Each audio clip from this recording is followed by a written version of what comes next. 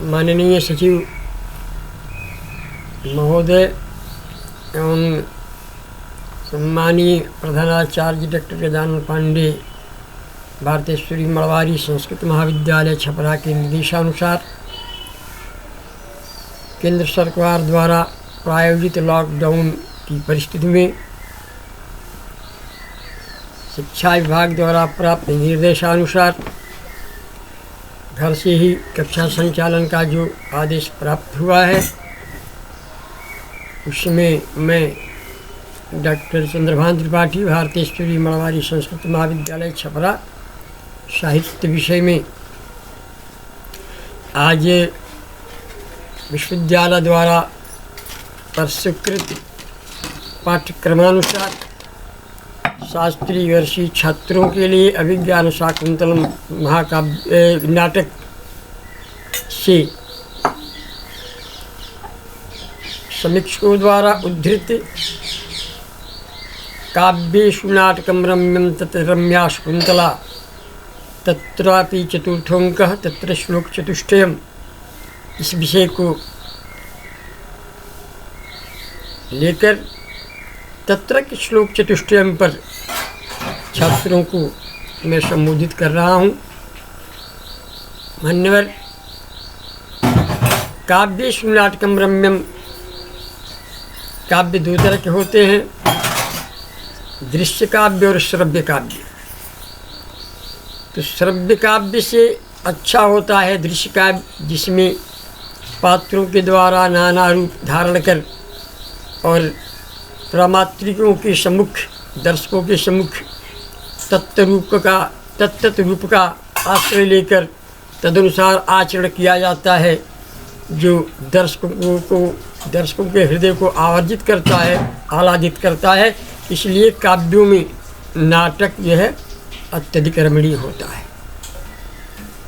उसमें भी तत्र श्लोक चतुष्टयम्, काव्येषु नाटकम रम तत्र रम्या शकुंतला, जो नाटक है नाटकों में भी अभिज्ञान शाकुंतलम जो महाकवि कालिदास की अनन्य कृति है, शकुंतला वो अत्यंत ही रमणीय है।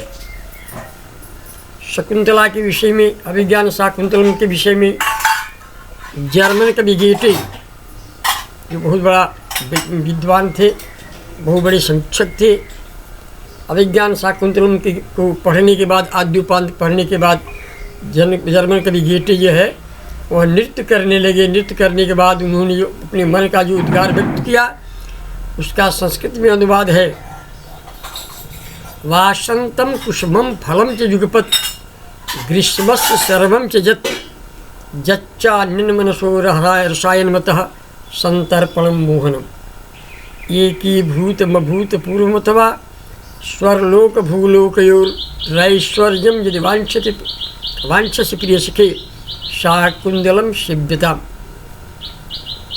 कहा गेटे ने, वासंतम कुसुमम फलम च युगपत् ग्रीष्मस्य सर्वं च जत्। प्रकृति का नियम है कि पहले प्रकृति में फूल आता है, उसके बाद फल आता है। अभिज्ञान उनके गेटे के अनुसार अभिज्ञान शाकुंतलम में पुष्प और फल दोनों एक ही साथ प्रादुर्भूत हुआ, एक ही साथ लगा है। ग्रीष्मस्य सर्वं च जत् जच्चान्यन्मनसो रसायनमतः संतर्पणम मोहनम, यहाँ संतर्पण भी है, मोहन भी है। स्वर्गलोक और मर्तलोक का एक साथ मिलन अभिज्ञान शाकुंतलम में ही देखने को मिलता है। इसलिए अय मित्र ऐश्वर्यम यदि वांछसि प्रियसखे, अय प्रिय मित्र, यदि ऐश्वर्य की कामना चाहते हो तो शाकुंतलम शिव्यताम, शाकुंतल की सेवा करो, अर्थात शाकुंतलम का अध्ययन करो। ऐसा गेटे का उद्गार है अभिज्ञान शाकुंतलम पर। मान्यवर, अभिज्ञान शाकुंतलम एक ऐसा नाटक है जिसमें प्रमाता दर्शक प्रथम अंक से प्रारंभ कर और तृतीय अंक तक संभोग श्रृंगार के रस में सराबोर होता हुआ ब्रह्मानंदानुभूति करता है और एक ऐसे रस का आस्वादन करता है जो अक्षुण रस है, निश्चल रस है। सत्रोद्रेकादिखंड स्वप्रकाशानंद चिन्मया जो रस की उत्पत्ति के विषय में कहा गया है, ब्रह्मास्वाद सहोदर है, उस रस की अनुभूति यह प्रमाता का भी करता है। लेकिन वही चतुर्थ अंक में जाने के बाद जो करुण रस का कड़वा घूंट उसे पीने को मिलता है, विश्व साहित्य में इस तरह की परिभाषा किसी भी ग्रंथ में, किसी भी साहित्य में देखने को नहीं मिलती। करुण रस का उत्कृष्ट उदाहरण यद्यपि भवभूत का उत्तरामचरितम है। उत्तरामचरितम के विषय में भवभूति ने स्वतः कहा है, समीक्षकों का कहना है, कारुण्यम भवभूति रेव तनुते, कारुण्यम भवभूति रेव तनुते। बात सही है, ठीक है। भवभूति ने करुण रस को जो है विस्तारित किया है, करुण रस को प्रस्तारित किया है। करुण रस भवभूत की ही मुख्यतया देन है। लेकिन अभिज्ञान शाकुंतलम के चतुर्थ अंक में महाकवि कालिदास ने जिस करुण रस की स्रोतस्विनी को प्रवाहित किया है, वह यदि भवभूत के समस्त नाटक जो करुण रस से उत्प्रोत है उनको तराजू के एक पलड़े पर रख दिया जाए और अभिज्ञान शाकुंतलम का एक श्लोक, तत्र श्लोक चतुष्टयम जो कहा है समीक्षकों ने, काव्येषु नाटकम ब्रह्मन् तत्र रम्या शकुंतला, तत्रापि चतुर्थंक है। चतुर्थंक की ही विशेषता क्यों है? चतुर्थंक में जो तत्र श्लोक चतुष्टयम जो 4 श्लोक हैं, वह चारों श्लोक जो है अपने आप में स्मरणीय हैं, अध्ययनीय हैं और शोधनीय है। पहला श्लोक जो है करुण रस तो है, भवभूत के उत्तरामचरितम में करुण रस है। राम यद्यपि विषयतर नहीं है, करुण रस पर ही है। मैं बोल रहा हूँ, राम यद्यपि अभी उत्तरामचरितम के प्रथम में ही संकल्प करते हैं, स्नेहम दयाम च सौख्यम च यदिवा जानकीमपि आराधनाय लोकानां मुंचतो नास्ति मे व्यथा। राम का ये संकल्प है, यदिवा जानकीमपि, यदि स्नेहम दयाम च सौख्यम च यदिवा जानकीमपि आराधनाय लोकानां मुंचतो नास्ति मे व्यथा। मैंने यदि मुझे सब कुछ छोड़ना पड़े, स्नेह भी छोड़ना पड़े, दया भी छोड़नी पड़े, शौक भी छोड़ना पड़े, यहाँ तक कि जानकी को भी यदि छोड़ना पड़े लोकानुरंजन के लिए, मुझे कष्ट नहीं होगा। राम का संकल्प है। लेकिन वही राम सीता परित्याग के बाद, सीता वनगमन के बाद वही भवभूति लिखते हैं, कथम रोदित गिरावा दलति वज्रस्य हृदयम। भवभूत का ही कहना है, लिखते हैं कि कथम रोदित गिरावा, क्या पृथ्वी रो रही है? दलति वज्रस्य हृदयम, क्या वज्र का भी हृदय जो है वो विखंडित हो रहा है, चूर हो रहा है। ये राम की मनोदशा है, करुणा है। लेकिन अभिज्ञान शाकुंतलम के चतुर्थ अंक में जो महाकवि कालिदास ने जिस करुणा का श्रुत सुनी प्रवाहित किया है, वह अपने आप में एक अनूठा उदाहरण है। शकुंतला पतिगृह को जाने वाली है, जा नहीं रही है, जाएगी। अभी जो है पतिगृह जाने के लिए उद्यत है, चर्चा है कि शकुंतला पतिगृह जाएगी। ऐसी परिस्थिति में शकुंतला की क्या मनोदशा है, महाकवि कालिदास ने जो वर्णित किया है वह अपने आप में द्रष्टव्य है। अभिज्ञान शाकुंतलम का जो पहला चतुर्थ अंक में जो 4 श्लोक हैं, उसमें जो पहला श्लोक है वह यह है, शकुंतला पतिगृह गमनोत्सुका है। और महर्षि कण्व जो उसके पालित पिता हैं, जिन्होंने उसका पालन पोषण किया है। शकुंतला को जो जंगल में पाए थे, शकुंत शब्द से शकुंतला बना है। शकुंत मैंने पक्षी होता है। शकुंतई पक्षी भी लाल्यते पाल्यते अनेनैति। शकुंतला जो पक्षियों द्वारा लालित थी, पालित थी,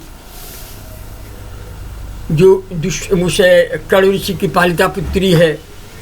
कण्व के मुख से निकलता है कि कभी कहता है, जास्यत्यद्य शकुंतलेति हृदयं संस्पृष्टमुत्कण्ठया कंठस्तंभितबाष्पवृत्तिकलुषः चिंता जटं दर्शनम् वैक्लव्यं मम तावदृशमहमिदं स्नेहादरलौकशः पीड्यन्ति गृहिणा कथं तनया विश्लेष दुःखेर्नवैः। पहला श्लोक है, चतुष्टयम में पहला श्लोक है। जास्यत्यद्य शकुंतला, शकुंतला न तु जाति न तु जाता अपि दिगमिष्यति। जास्यति,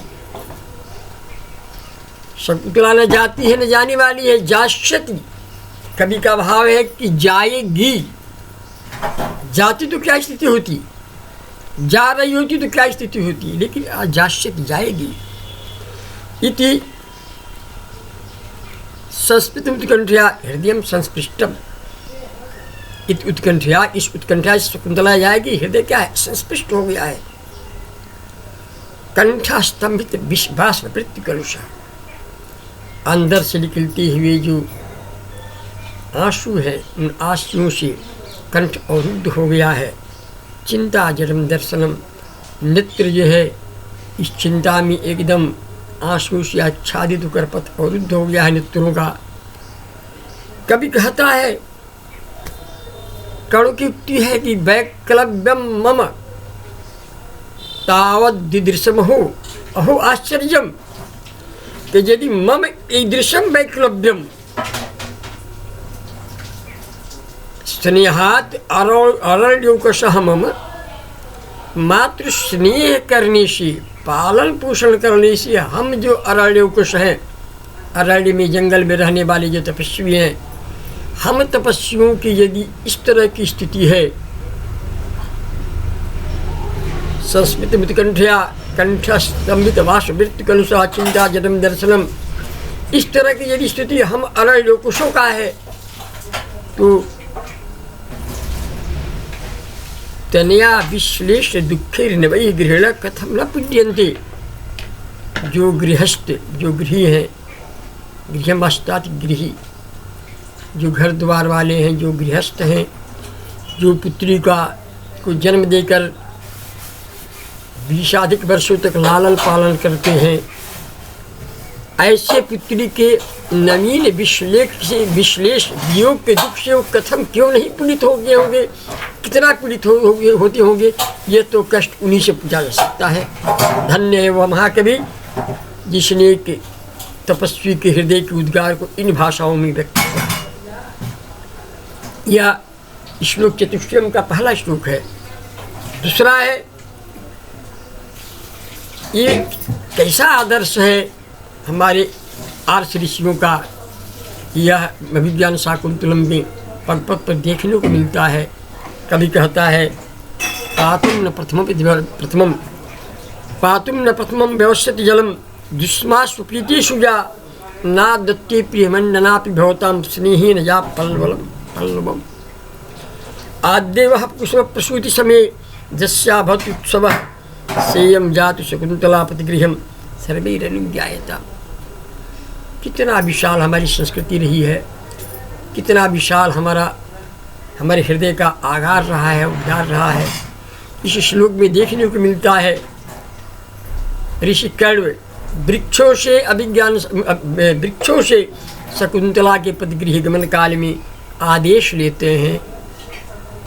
अभिज्ञान शाकुंतलम के प्रथम स्कंद में आप देखे होंगे, जब आश्रम में दुष्यंत प्रवेश करता है तो शकुंतला क्या करती है, आल बाल पूर्णे नियुक्ता।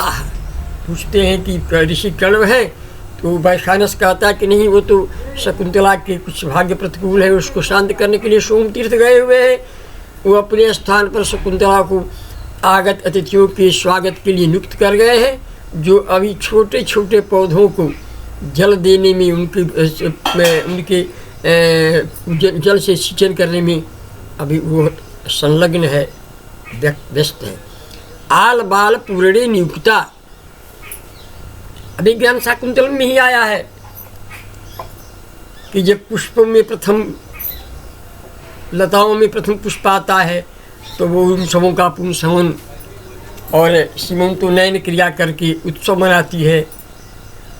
इतना वृक्षों से, लताओं से शकुंतला को प्रेम, प्रकृति पेलवा है, वो प्रकृति सुंदरी है।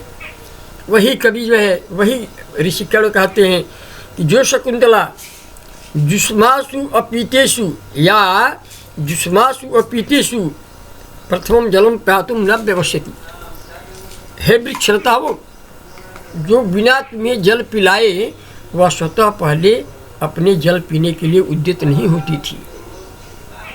और प्रियमंडना भी, यद्यपि वह श्रृंगार प्रिया थी, फिर भी स्नेही न भवताम पलवम ज न आदत्ते, आपसे इतना स्नेह था हे लताओं, हे वृक्षों, आपसे इतना स्नेह था कि आपसे स्नेह के कारण, तुम्हारे स्नेह के कारण जो तुम्हारे 9 पल्लवों को कभी वो तोड़ती नहीं थी।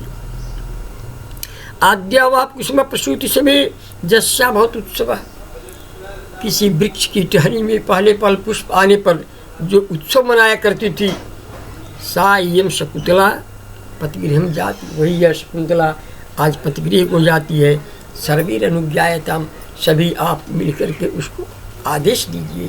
यह आदर्श हमारी संस्कृति का, यह आदर्श है हमारी आश्रमों का, हमारे ऋषियों महर्षियों का।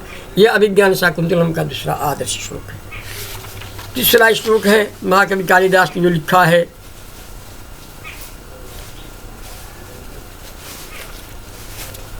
कि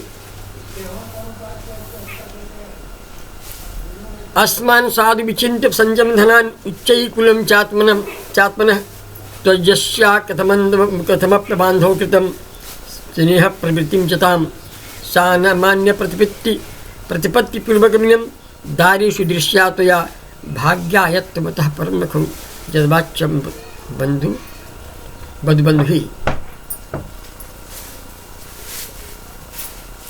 ये जो ऋषि और एक ऋषि में माता जो शकुंतला को लेकर जा रहे हैं, उनसे ये उपदेश देते हैं कर्व कि असमान साधु विचिंत संयम धनान और उच्च कुलम चात्मन है, अपना उच्च कुल देख करके, और ये जो हमारा ऋषिकुल है इस ऋषिकुल का ध्यान करके, है न, त्वजस्या कथमप्यबान्धो कृताम स्नेह प्रवृत्तिं चताम, और आप जो है इस शकुंतला के साथ अपने आप इस कन्या की उसे विवाह कर लिया।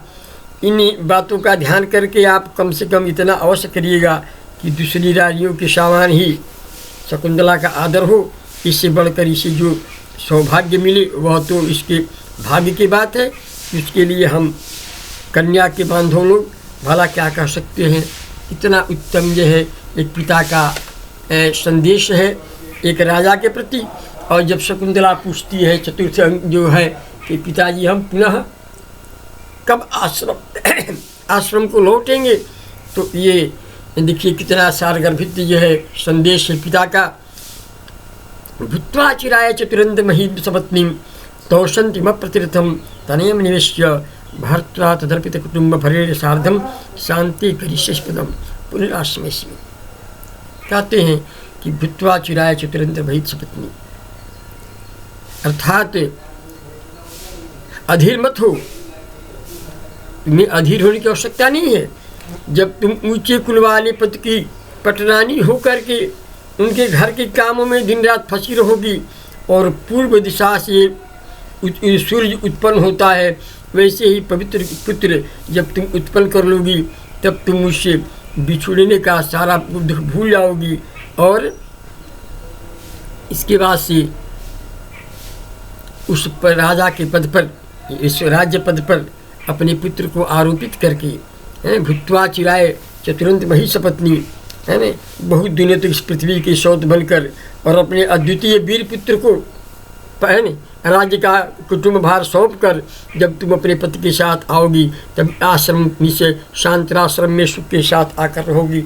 अर्थात जो तुरीयावस्था है, रघुवंशी महाकवि कालिदास ने रघुवंशी राजाओं के लिए ऐसा ही उपदेश दिया है कि वो रघुवंशी राजा चतुर्थ आश्रम में राज्य का भार छोड़ करके, राज्य का मुँह छोड़ करके और पुनः अपने चतुर्थावस्था में अपने पत्नियों के साथ जंगल में चल जाया करते हैं। ऐसा महाकवि कालिदास का उपदेश है। ऐसा महाकवि कालिदास ने रघुवंशी राजाओं के लिए भी लिखा। रघुवंश महाकाव्य में लिखा है कि अंत्य ने शांतम कृषि आश्रयस्मिन्, लास्ट में अंत में वो ऋषि महर्षि जो है अपने पुत्रों को जो है राज मुकुट दे करके और स्वतः आश्रम में आकर निवास करते थे। और ये है, कल तो अवकाश रहेगा, परसों मैं पुनः अभिज्ञान शाकुंतलम को प्रथम स्कंद से पढ़ाने का उनकी चेष्टा करूँगा। ओम जय शांति।